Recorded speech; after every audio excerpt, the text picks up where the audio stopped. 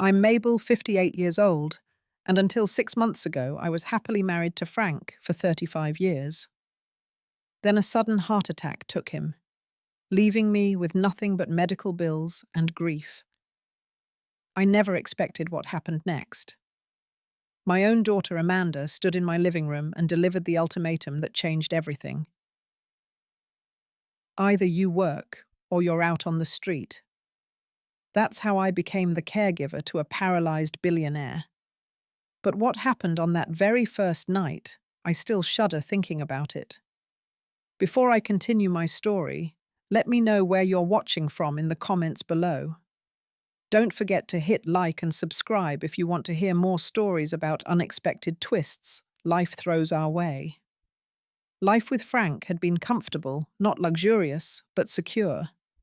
He taught high school math for 30 years, and we had modest savings, plus his pension to look forward to.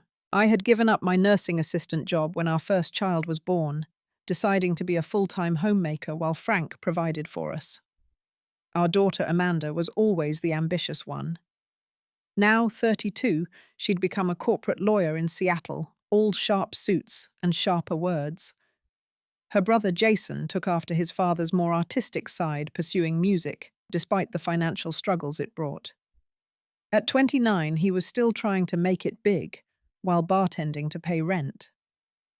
That Saturday in April started like any normal spring day. Frank was in our garden tending to his beloved tomato plants when he suddenly clutched his chest and collapsed. The ambulance arrived quickly, but the damage was severe. A massive heart attack, the doctors said. Frank would need multiple surgeries and extensive care. For 6 months, our lives revolved around hospital visits. I slept in uncomfortable chairs, held his hand through procedures, and prayed endlessly. The medical bills piled up astronomically.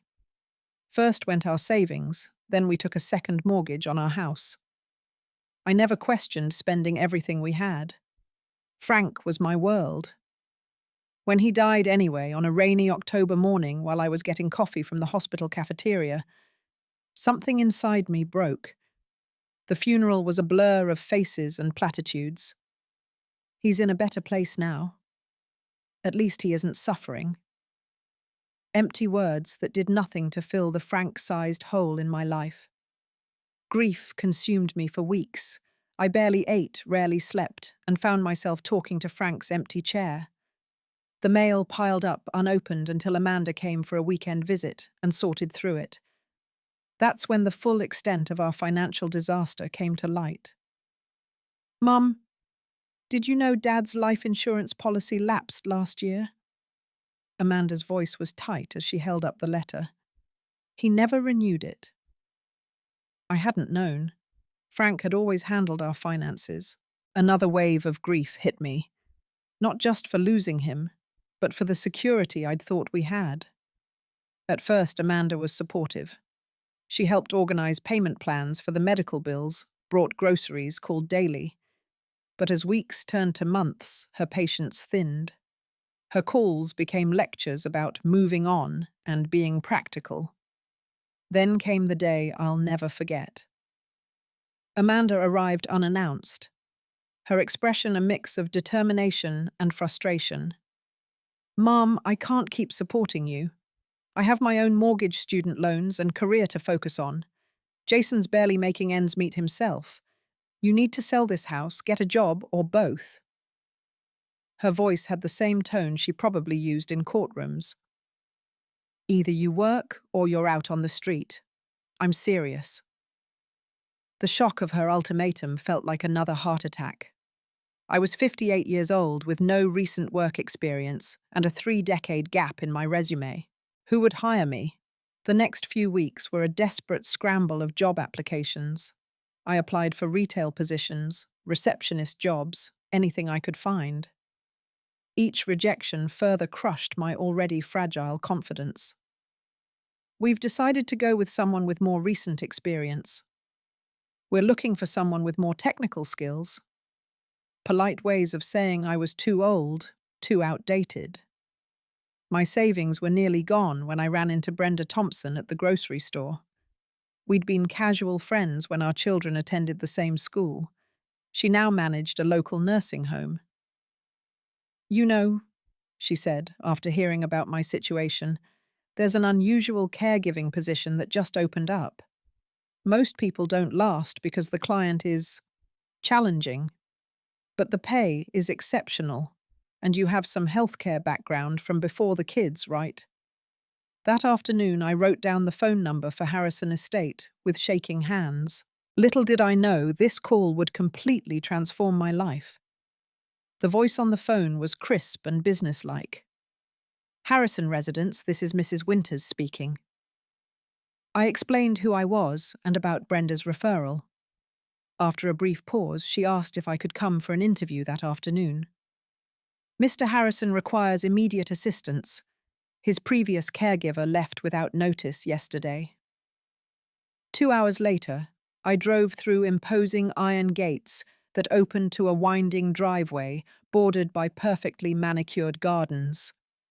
The Harrison mansion stood on a hilltop overlooking the city, a modern palace of glass stone and exclusivity. Mrs. Winters met me at the door. In her 60s, with steel grey hair pulled into a tight bun, she emanated efficiency and authority. "Mr. Harrison is a very private person," she explained as she led me through the marble-floored entrance hall.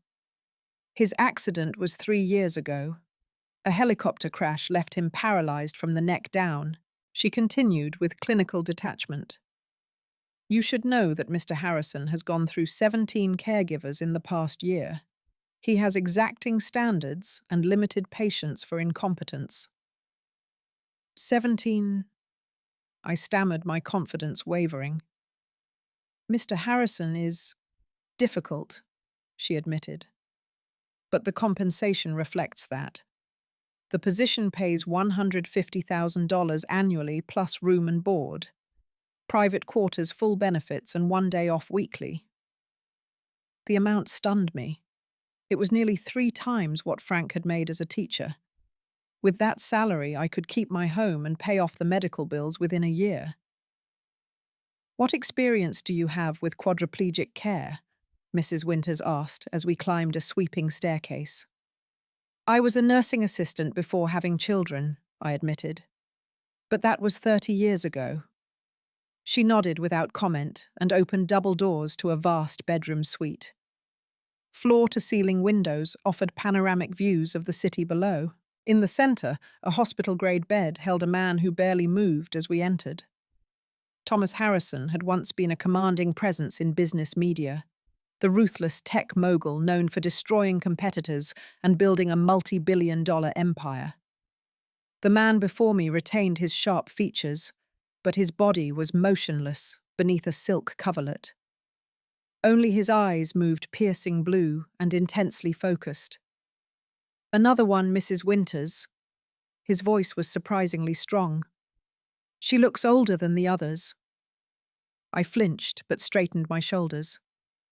"I'm Mabel Turner, Mr. Harrison." "I didn't ask for your name yet." His gaze was analytical cold. "Tell me why you want this position." The question caught me off guard. Most interviews started with qualifications, not motivations. "Honestly, I need the money. My husband died 6 months ago, leaving me with substantial medical debt. I have no recent work experience, and my daughter has informed me that I need to support myself immediately." His eyebrows raised slightly. Refreshing honesty. Most candidates pretend it's their lifelong passion to wipe drool from a rich man's chin. Mrs. Winters cleared her throat disapprovingly, but Thomas continued. "Tell me about your husband." For the next 20 minutes, he asked personal questions about my marriage, my children, my interests, nothing about my caregiving abilities. His questions were intrusive, yet strangely thoughtful. "Your daughter sounds delightful," he remarked sarcastically when I mentioned Amanda's ultimatum. "And yet you're not bitter." "She's practical to a fault," I replied. "But she's also under pressure. I raised her to be independent, perhaps too successfully." He studied me silently, then addressed Mrs. Winters. She'll do. Explain the duties and have her start tonight. Just like that, I was hired. As Thomas was wheeled away for what Mrs.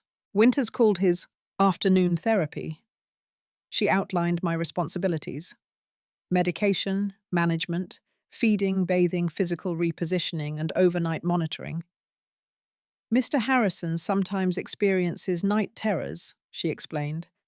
You'll sleep in the adjoining room and respond immediately to his call bell. When I called Amanda with the news, her reaction was predictably suspicious. A paralyzed billionaire wants an inexperienced older woman as his caregiver. That sounds inappropriate, Mum. What does he really want? A caregiver. I insisted, though, I shared some of her skepticism. And I start tonight.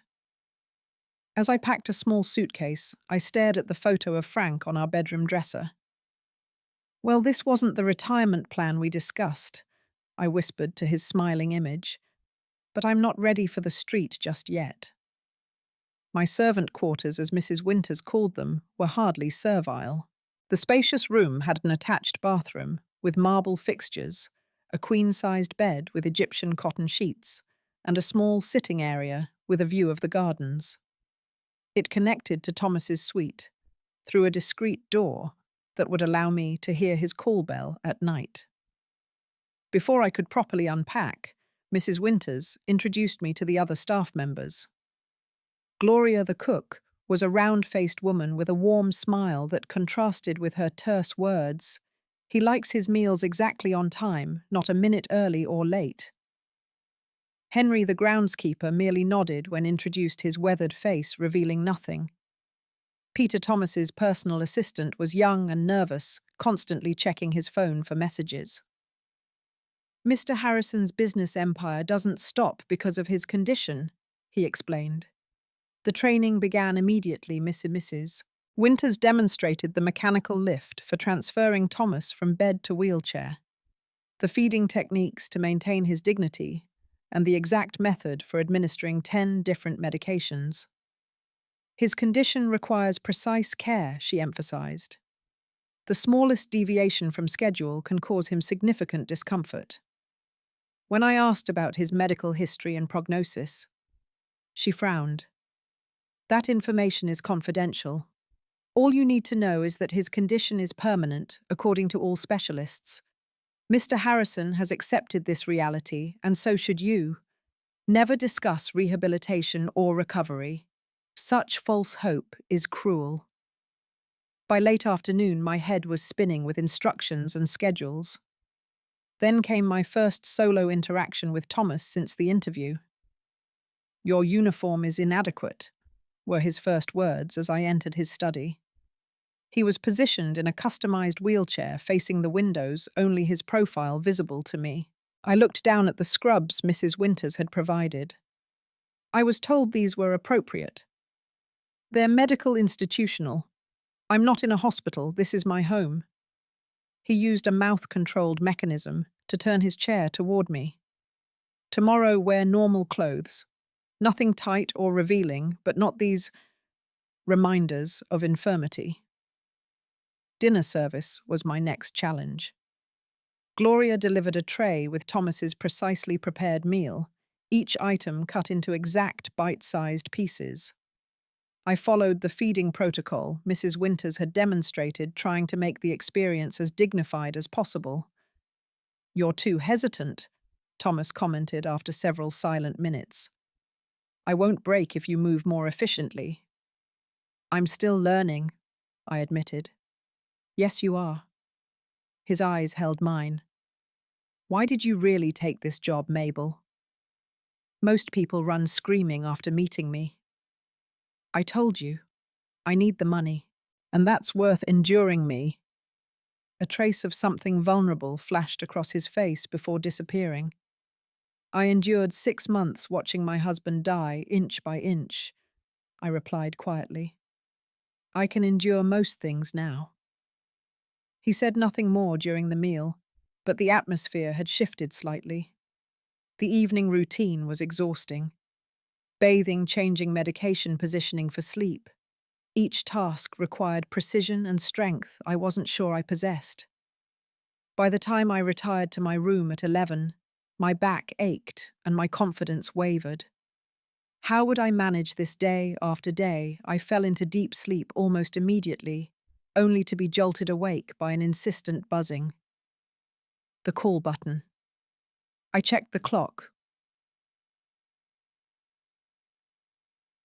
Stumbling from bed, I rushed through the connecting door without taking time to grab my robe. Thomas's room was dark, except for faint moonlight through the windows. "Mr. Harrison," I called softly, approaching the bed. What happened next defies explanation even now. As my eyes adjusted to the darkness, I saw the bed was empty. Then movement near the window caught my attention. Thomas Harrison was standing. The man who was supposedly paralyzed from the neck down stood upright beside his bed, one hand bracing against the wall. For a suspended moment, we stared at each other in the moonlight, his expression a mixture of shock and something else. Shame. Then, as if strings were cut, he collapsed to the floor with a pained cry. I rushed forward, medical training overriding my confusion. "Don't move," I instructed, checking for injuries from the fall. "Let me help you." "Get out." His voice was raw with emotion. "Get out and forget what you saw. But you need help." "Out!" he roared, face contorted. I retreated to my room, mind racing with questions. Had I imagined it? Was I so exhausted I'd hallucinated? But the image was crystal clear. Thomas Harrison had been standing, lying in bed, listening to the sounds of Mrs. Winters and Peter helping Thomas. I made a decision. I would say nothing, yet. But I would watch, observe, and learn what secret was being kept behind these mansion walls. Morning arrived with no mention of the night's events. Thomas acted as though nothing unusual had occurred, reviewing my duties for the day in a businesslike tone. Mrs. Winters hovered nearby, her watchful eyes, missing nothing. "Mr. Harrison has physical therapy at 10, she informed me. "You'll assist the therapist with positioning, but otherwise observe only." The therapist, Dr. Landry, was a gentle-mannered man who worked on Thomas's limbs with methodical care, moving each joint through passive ranges of motion. Thomas's face remained impassive, throughout eyes focused on the ceiling. "How often do these sessions occur?" I asked Dr. Landry during a brief moment when Mrs. Winters left the room. "3 times weekly, Phil," he replied. "Prevents contractures and maintains circulation. Though honestly, I've recommended more aggressive therapy. There are some promising new approaches for partial spinal recovery, but—" He trailed off, glancing toward the door. "But," I prompted quietly, "Mr. Harrison isn't interested in experimental treatments," he finished diplomatically as Mrs. Winters returned. That afternoon, while Thomas napped and Peter assured me I had 30 minutes to myself, I slipped into the mansion's library where Mrs. Winters had mentioned the household records were kept. I wasn't proud of snooping, but last night's vision demanded investigation. In a locked cabinet, fortunately, the key was in the adjacent drawer. I found Thomas's medical records. Scanning quickly, I discovered his initial diagnosis, incomplete spinal cord injury at C4-C5. Unlike complete injuries, incomplete injuries sometimes allowed for partial recovery over time. Further notes indicated patient refuses recommended rehabilitation program and prognosis for partial recovery. Positive if aggressive therapy pursued. But most revealing was a notation from 8 months prior. Patient demonstrates voluntary movement in upper extremities during sleep. Recommend full neurological reassessment. This was followed by a termination letter to that doctor signed by Thomas himself. Replacing the records exactly as I found them, I continued my investigation more subtly. During meals, I observed how Thomas would occasionally tense his shoulders in a way inconsistent with complete paralysis. When he thought no one was looking, his fingers would sometimes twitch against the armrest of his wheelchair. My most significant discovery came 3 days later. Required to organize Thomas's medications, I noticed an unusual prescription among the standard pain relievers and muscle relaxants, a drug specifically designed to suppress involuntary muscle spasms in recovering spinal patients. Such medication would be unnecessary for someone with complete paralysis. That evening, I deliberately dropped a book near Thomas while we were alone in his study. His hand jerked reflexively, a motion he quickly disguised as a spasm. "Interesting reflex," I commented casually, retrieving the book. His eyes narrowed. "What are you implying, Mabel?" "Nothing at all." I placed his tea within reach, deliberately within reach. "Just making an observation." 2 more night incidents confirmed my suspicions. Once I entered, after hearing a noise, not the call button, to find Thomas hastily positioning himself back in bed. Another time, I glimpsed him through the barely open door, practicing small hand movements when he thought everyone was asleep. A week into my employment, I decided to speak with former staff members. Claiming a day off, I tracked down Thomas's previous caregiver through contacts Brenda had shared. Eliza had lasted 3 months, longer than most. "I was fired for suggesting he try grip therapy," she told me over coffee. "He went ballistic when I mentioned I'd noticed finger movement during sleep." Mrs. Winters handed me my final check that same day with a non-disclosure agreement. Why would he hide improvement? I wondered aloud. Eliza shrugged.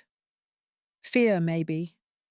When your whole identity becomes about being the paralyzed billionaire, what happens if you're just a recovering billionaire? Plus his family rarely visits now. Maybe he fears they'd stop coming altogether if he showed improvement." The final piece fell into place when I discovered Thomas's journal, left open on his desk while he was at a medical appointment. The private writings revealed his innermost thoughts. Another morning with more movement, terrifying and exhilarating. 3 years believing I'd never feel anything again. And now sensation returning in patches, movement improving in secret moments. But who would I be if not the invalid? The business runs without me. My son visits out of obligation to the helpless father. If I showed improvement, even their pity would vanish. Better to remain the tragic figure than face their true indifference. That night I was prepared when the call button sounded at 1:45 a.m. Entering his room, I deliberately turned on a small lamp instead of stumbling in darkness. Thomas stood beside his bed, supporting himself with one hand against the wall, the other attempting small, shaky movements at his side. Our eyes met, and I saw panic flood his face. But before he could fall or pretend collapse, I spoke firmly. "Don't you dare drop to the floor, Thomas Harrison. You'll just hurt yourself, and we both know you can feel that pain now." He froze, mouth slightly open in shock. "You know?" "Yes, I know." I approached slowly as one might a frightened animal. "How long have you been able to stand?" His legs trembled with effort as he answered. "Brief periods for about 8 months, longer each time. Started with just fingers, then hands, arms. Now, this." His voice broke. "But it's not reliable. I fall. I can't control it fully." "Because you're not getting proper rehabilitation," I said, offering my arm for support. "You've been hiding your recovery." Tears filled his eyes, the first genuine emotion I'd seen. "I can't let them know." "Them?" "Everyone. The staff, the doctors, my family." His legs buckled, and I helped him back to bed. "My son Douglas only visits because he feels obligated to his invalid father. The company board maintains my position out of pity. If they knew I was improving, they might expect you to return to being the ruthless businessman you were before." I finished for him. He looked surprised at my perception. Yes. I sat in the chair beside his bed. So instead, you fire anyone who notices improvement, refuse proper therapy that could help you regain more function, and continue a charade that keeps you isolated and dependent. When you put it that way, it sounds pathetic, he muttered. It sounds human, I corrected gently. Frightened, but human. We talked until dawn, the first real conversation I'd had since Frank died. Thomas revealed the lonely existence behind his wealth and former power, how the accident had stripped away his carefully constructed identity, how the rare visits from his son Douglas were transparent attempts to ensure his inheritance remained intact. I built an empire by being feared, Thomas confessed. Now that I'm pitied instead, I've discovered that neither fear nor pity creates genuine connection. As sunlight began filtering through the windows, I offered him a proposition. Let me help you, not just with physical care, but with rehabilitation, private secret sessions between us. No one else needs to know until you're ready. He studied me with those penetrating blue eyes. Why would you do that? Because everyone deserves a second chance, I said simply. Even difficult billionaires and desperate widows. Our clandestine rehabilitation program began that very day. When other staff members were occupied, we worked on strengthening exercises I remembered from my early healthcare days, supplemented by research I conducted online. Thomas proved to be a determined patient when working with someone he trusted. His progress, though slow, was steady. Within weeks, he could sit up unassisted and stand for several minutes before fatigue overwhelmed him. During these sessions, walls came down between us. The imperious employer facade faded, revealing a complex man struggling with his transformed identity. I was 32 when I started my company, he told me while practicing hand exercises. By 40, I was worth $1 billion. I thought that made me invincible superior. And now, I asked, guiding his fingers through fine motor movements. Now I know that wealth means nothing when you can't even scratch your own nose. He attempted a weak smile. Though lately, thanks to you, I can almost manage that fundamental human right.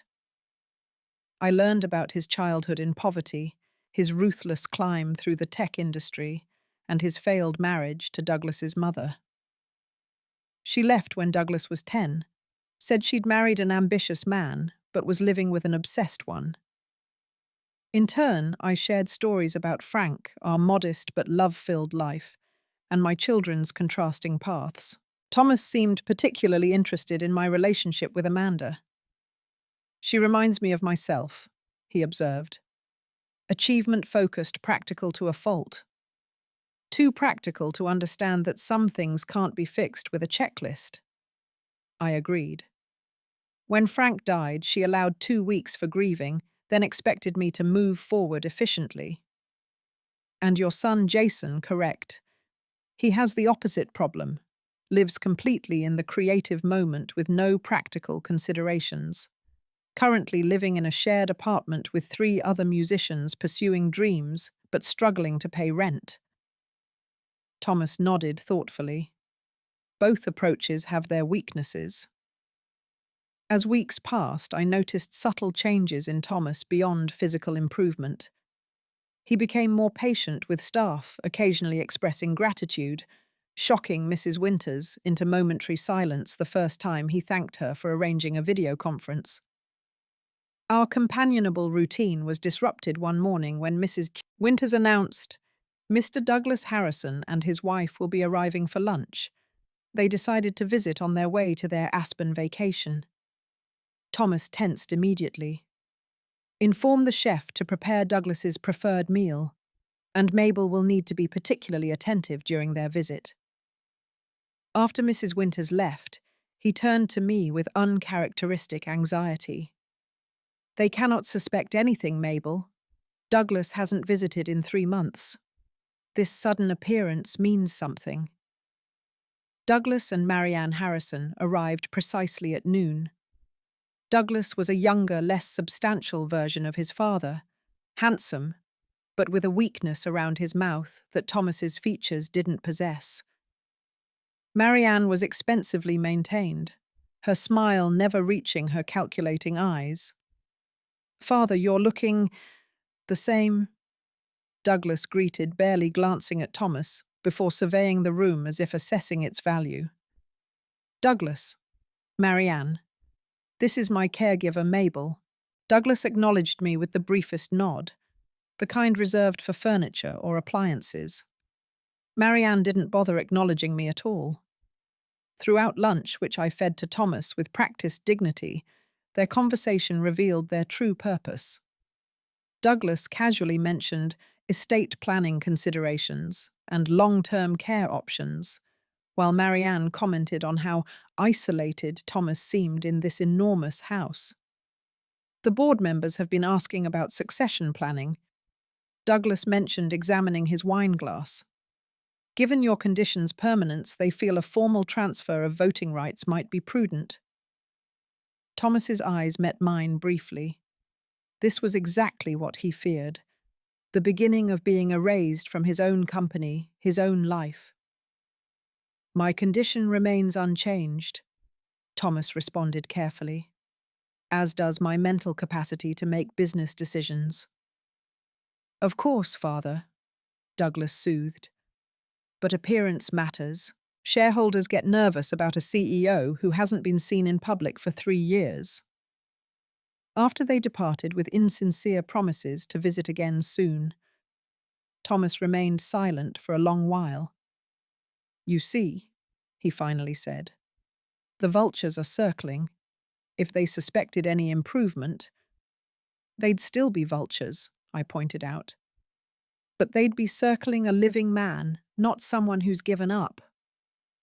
That night, I received an unexpected call from Amanda. After perfunctory questions about my well-being, she got to her real purpose. "Mum, I need you to loan me $5,000 for a condo down payment. Your first paycheck should have cleared by now." The old Mabel would have immediately agreed, dipping into savings meant for bills. But something had shifted during my weeks with Thomas. "I'm sorry, Amanda, but my first paycheck is allocated to medical bills and mortgage payments." Her response was immediate and cold. "So your dead husband's bills are more important than your living daughter's future?" "That's just great, Mum." The parallel between Amanda's entitlement and Douglas's behavior toward Thomas struck me forcefully. Both of us had enabled unhealthy relationships with our children. Thomas through wealth and distanced me through unconditional giving without boundaries. "I love you, Amanda," I said firmly. "But I won't impoverish myself to maintain your lifestyle. That doesn't serve either of us." Her hang-up was predictably abrupt. When I told Thomas about the conversation the next morning, he nodded with unexpected understanding. "We've both created monsters of different kinds," he observed. "I with distance and financial power, you with sacrifice and availability. The results are surprisingly similar." The crisis came unexpectedly 6 weeks later. Thomas had made remarkable progress, now able to feed himself when we were alone and take several steps with support. We had been careful to maintain the charade around others, but success made us less vigilant. Mrs. Winters entered Thomas's bedroom without knocking late one evening, catching him standing beside his bed with my supportive hand at his elbow. For a moment, the three of us froze in tableau. "Mr. Harrison," her voice was barely a whisper. Thomas lost balance in his shock, and I helped him to the edge of the bed before turning to face Mrs. Winters. Her expression had transformed from surprise to something calculating. "Mrs. Winters, I can explain," Thomas began, but she cut him off with a raised hand. "How long has this deception been occurring?" Her tone was arctic. "It's not a deception," I interjected. "Mr. Harrison is experiencing partial recovery, which is medically documented in his records." "Records to which you should not have access," she snapped. This is a serious breach of confidentiality and trust. Thomas straightened his shoulders. Mabel has been helping me with rehabilitation exercises. That's all. Mrs. Winters's laugh was without humour. That's all you've been lying about your condition to the staff, to your doctors, to your family. I wonder what the board of directors would think about this fascinating development. The threat hung in the air between us. Thomas paled visibly. Or what your son might say, she continued, her voice dangerously soft. He'd be very interested to know his father has been improving while claiming permanent disability. Are you threatening me, Mrs. Winters? Thomas's voice had regained some of its old authority. I'm stating facts, she replied. Facts that could be worth a considerable sum to certain parties. That's when I understood. You've been reporting to Douglas all along, haven't you? Her slight smile confirmed my suspicion. Douglas has been concerned about his father's mental state since the accident, Mrs. Winters explained smoothly. He pays me a modest consultation fee to keep him informed about his father's condition and decision-making capacity. You're spying for my son. Thomas's voice was hollow. I prefer providing familial oversight. Mrs. Winters straightened her perpetually unwrinkled blazer. Douglas will be fascinated to learn about this miraculous recovery, especially since he's currently presenting documentation to the board suggesting your condition has deteriorated to the point of requiring conservatorship. The pieces clicked into place. Douglas wasn't just waiting to inherit. He was actively working to take control of his father's assets while Thomas still lived. Why now? I asked. What's Douglas's hurry? Mrs. Winters hesitated, perhaps realizing she'd revealed too much. Thomas answered instead. Because the company's launching a new product line next quarter. If it succeeds, as projected, stock values will double. His eyes narrowed. Has he been siphoning company funds, Mrs. Winters? Is that why he needs control now? Her silence was confirmation enough. Get out, Thomas ordered, his voice deadly quiet. Pack your things and be gone by morning. Your final check will reflect termination without notice. You can't fire me, she scoffed. Not when I know your secret. By tomorrow afternoon, Douglas will have conservatorship papers filed and you'll be declared mentally incompetent. Your little recovery exercises won't matter when you're legally unable to make any decisions for yourself. Thomas's face hardened into the expression I imagined had intimidated boardrooms for decades. Mrs. Winters, you forget who I am. I built an empire by anticipating betrayal and preparing accordingly. Do you really think I haven't protected myself against this exact scenario? For the first time, uncertainty flickered across her composed features. In my safe is documentation of every conversation between you and Douglas, recorded by security systems you never noticed. There's also evidence of the consultation fees he's been paying you, fees that violate numerous privacy laws and your employment contract. You're bluffing, she whispered, but her confidence was cracking. Call corporate security, Thomas instructed me. Have them escort Mrs. Winters to collect her belongings and then off the property. After she was gone, Thomas slumped in exhaustion. I've suspected her for months, but couldn't prove it without revealing my improvement. Now everything accelerates. Douglas will make his move regardless. Then we make ours first, I said with determination. It's time to stop hiding and start fighting back. That night we developed a plan. Thomas would undergo official medical evaluation with specialists not connected to his previous care.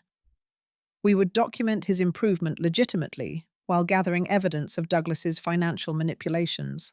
Most importantly, Thomas would reclaim his public identity rather than hiding behind disability. I'll need to appear at the next board meeting, he said, anxiety mixing with resolve in his voice. In person, not via video link. It's in 3 days. You can barely walk across the room without support, I reminded him.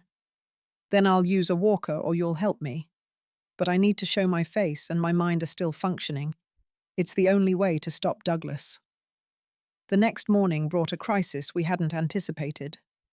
The stress triggered what we initially feared was another stroke. Thomas collapsed during our exercise session, clutching his chest and struggling to breathe. I called emergency services immediately, previous plans forgotten in the face of genuine medical danger. The paramedics arrived within minutes, along with a flurry of activity that included Gloria and Peter hovering anxiously nearby. As the medical team assessed Thomas, they naturally observed his improved muscle tone and responsiveness. "Sir, can you squeeze my hand?" one paramedic asked. When Thomas complied, she looked surprised. "That's excellent motor function for someone with C4-C5 paralysis." "There have been some improvements," I explained, abandoning the pretense. "He's been regaining function gradually, but hasn't updated his medical records." News travels quickly in medical circles. By afternoon, a local reporter was calling the mansion asking about the miraculous recovery of billionaire Thomas Harrison. By evening, camera crews positioned themselves outside the gates. Douglas arrived like an oncoming storm bursting into the hospital room where Thomas was being monitored for what turned out to be anxiety-induced chest pain rather than a heart attack. "What the hell is going on?" Douglas demanded, waving his phone with its news alerts. "The board is calling me non-stop about reports you're suddenly walking and talking about returning to work." Thomas sat upright in bed, an IV in his arm, but determination in his eyes. "Not suddenly, Douglas. Gradually, over many months. Months during which you've been embezzling from the developmental fund and planning to have me declared incompetent." Douglas's face drained of colour. "That's absurd. You're confused, Father. This is exactly why I've been concerned about your mental state." "Save it for the lawyers," Thomas replied coldly. "I'm attending tomorrow's board meeting in person, where we'll discuss both my health improvements and your financial improprieties." "You can't even walk." "Watch me." With effort but unwavering determination, Thomas swung his legs over the side of the bed and stood using the rolling IV stand for minimal support. Not perfect yet, but improving daily. More than enough to sign the termination papers I've had drawn up for your position. Douglas's expression transformed from shock to calculation. "No one will believe you're suddenly better. They'll think it's some kind of psychological break. I've had doctors documenting your decline for months." "Doctors who never actually examined me," Thomas countered. "Against specialists who will testify to my current condition and cognitive clarity." He smiled thinly. "I learned corporate warfare from the best teacher, Douglas, myself. Don't bring half measures to a full-scale battle." The following day's confrontation in the Harrison Technologies boardroom would make Business Journal headlines for months. Thomas, using a walker but moving independently, entered to gasps from board members who had grown accustomed to video appearances, showing only his unmoving shoulders and head. For 2 hours, Thomas methodically presented evidence of both his medical improvement and Douglas's systematic theft of company resources. Security footage, bank records, and testimony from Peter, who had been gathering evidence at Thomas's secret direction for months, created an airtight case. "My son," Thomas concluded to the stunned board, "has demonstrated both moral bankruptcy and fiscal irresponsibility that disqualify him from any position within this company. I move for his immediate termination and a full investigation into all accounts he has accessed." Douglas, cornered and desperate, played his final card. "My father is mentally unstable. He's been hiding in his house for years, claiming paralysis while secretly working with an unqualified caregiver to fake recovery. This is clearly delusional behavior." All eyes turned to me, standing quietly at the back of the room. Thomas spoke before I could. "Mabel Turner is not merely my caregiver. She is the person who helped me find the courage to reclaim my life when fear had paralyzed me more effectively than any physical injury. She showed me that vulnerability requires more strength than dominance ever did. He looked directly at me, his expression softening. And she did so, while dealing with her own grief and rebuilding her life after significant loss. The board voted unanimously to remove Douglas from all company positions and freeze his company assets pending investigation. As security escorted a cursing Douglas from the building, Thomas turned to me with a mixture of exhaustion and triumph. "Well," he said quietly, "I believe that qualifies as a significant step in both our rehabilitation programs." 6 months passed like turning pages in an unexpected new chapter of life. Thomas progressed from walker to cane, working with legitimate physical therapists who marveled at his determination. I transitioned from caregiver to personal assistant, helping him navigate his return to business and public life. The company flourished under his renewed leadership, though his management style had transformed. Employees who had feared his pre-accident ruthlessness now respected his more measured, empathetic approach. Near death and paralysis offer unique perspective adjustments, he often remarked during meetings. My financial situation stabilized with remarkable speed. Thomas insisted on providing a substantial bonus for extraordinary service above contractual obligations, allowing me to pay off all medical bills and secure my home's mortgage. The conversation with Amanda was long overdue.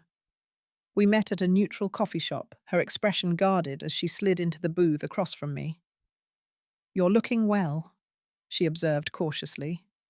"The job must agree with you." "It's been transformative," I acknowledged. "But not just professionally.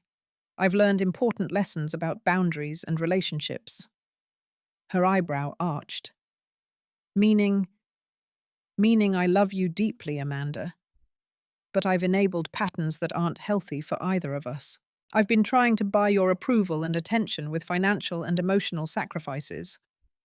"That's ridiculous," she protested. "I've just needed some help during a challenging career establishment phase." "You make 6 figures at your firm," I pointed out gently. "Your need for my limited resources was about control, not necessity." Her face flushed. "So now you're financially stable, you're cutting me off, niece mum." "No, I'm establishing boundaries. There's a difference." I reached across the table, but she withdrew her hands. "I want a relationship based on mutual respect and love, not obligation and guilt." Our conversation continued with difficult moments, but ended with tentative understanding. Amanda agreed to family therapy sessions, recognizing perhaps that her approach to relationships mirrored patterns she didn't like in herself. Jason responded more positively to my new independence. When Thomas unexpectedly offered to invest in his music production company idea, providing business mentoring along with capital, Jason flourished in the structure and opportunity. "You seem happy," Jason observed during Christmas dinner at my newly renovated home. "Happier than I've seen since before Dad got sick." I glanced across the room where Thomas was engaged in surprisingly amicable conversation with Amanda about corporate law.